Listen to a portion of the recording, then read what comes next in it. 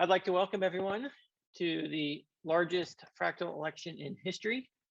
Today marks the first official Eden election. You are all pioneers proving the concept of true democracy from my book, More Equal Animals.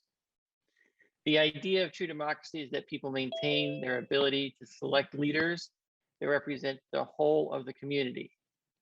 The legitimacy of traditional democracies is based on the claim that their election process produces people that represent the will of the majority, and therefore the consent of the governed. Unfortunately, we know from experience that our governments are really democracies in name only, which I like to call dinos.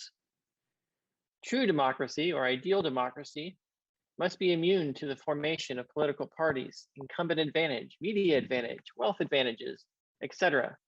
What makes Eden's process truly unique is that it leverages the wisdom of the crowd to both identify and promote as many equally viable representative leaders as possible.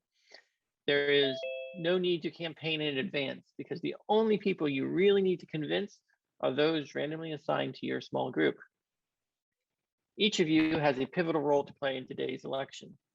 The future of Eden, fractal democracy, and EOS depends upon how our community selects its leaders. Do we select honest, hardworking, and fair representatives? Or do we select self-serving charlatans?